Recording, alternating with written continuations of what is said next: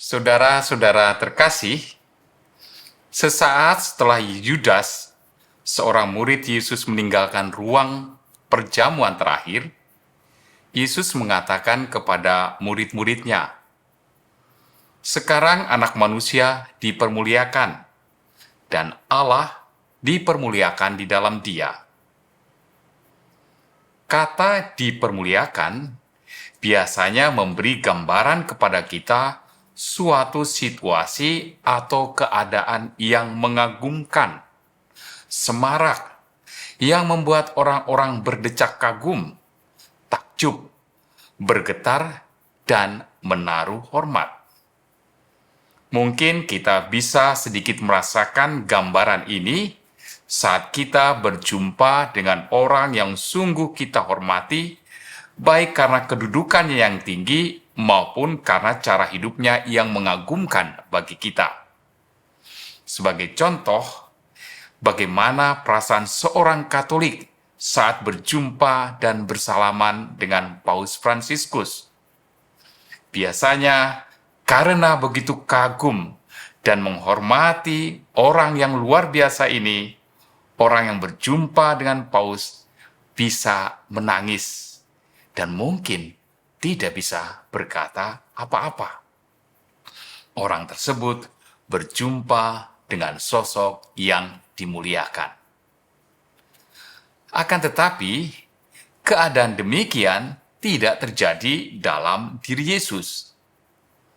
Sesaat setelah mengatakan, "Sekarang anak manusia dipermuliakan, dan Allah dipermuliakan di dalam dia," yang terjadi adalah Yesus ditangkap, diadili, dihukum mati, mengalami penderitaan, dan wafat. Memang ada suasana ngeri dan menggetarkan, tetapi itu bukanlah situasi semarak dan agung yang menunjukkan kemuliaan. Jika situasinya demikian, lalu apa yang dimaksudkan dengan perkataan Yesus, anak manusia dipermuliakan? Kemuliaan yang dimaksudkan Yesus memang bukanlah kemuliaan yang lazim, sebagaimana yang ada dalam pandangan dunia, tetapi pengertian yang berbeda. Kemuliaan dalam pandangan Yesus adalah saat ia ditinggikan di atas salib, saat kematiannya. Ini suatu paradoks, suatu pandangan atau situasi yang berlawanan dengan pandangan umum. Orang memandang penderitaan dan kematian sebagai sesuatu yang perlu dihindari. Sebaliknya, dalam kehidupan Kristus, penderitaan yang dialaminya mengandung kebenaran, yakni kasih Allah yang paripurna, lengkap menyeluruh. Lewat penderitaannya, Yesus menunjukkan kasih yang tak terbatas terhadap Allah dan juga kepada manusia. Kepada Allah, kasih-Nya itu ditunjukkan lewat ketaatannya menjalani rencana Allah, termasuk di dalamnya penderitaan dan kematian.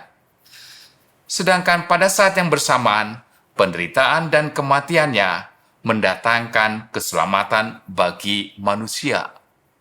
Itulah kasih Allah bagi manusia. Dengan demikian, penderitaan bukanlah suatu hal yang memalukan, tetapi suatu jalan kemuliaan, jalan untuk memuliakan Allah. Mungkin kita sering berpikir bahwa manusia benar, manusia saleh, tidak pernah mengalami kesulitan atau dijauhkan dari penderitaan. Dan mungkin juga kita sering berpikir, apa yang salah terhadap seseorang atau dosa apa yang dibuat orang tersebut, sehingga orang tersebut mengalami penderitaan. Merenungkan jalan penderitaan Kristus sebagai suatu kemuliaan memberi suatu wawasan baru, bahwa penderitaan tidak selalu suatu hukuman akibat dosa, tetapi suatu jalan berbeda untuk memuliakan Allah sebagaimana yang dilakukan Yesus lewat penderitaannya. Lewat penderitaan yang dialami, manusia beriman akhirnya mengenal kekuatan Allah yang luar biasa, kekuatan yang memerdekakan, dan kekuatan yang membawa kepada pujian untuk memuliakan Allah. Bahwa Allah tidak pernah meninggalkan umat-Nya. Penderitaan pada akhirnya membawa manusia untuk mengagumi kemuliaan Allah yang luar biasa dalam hidupnya. Tuhan memberkati.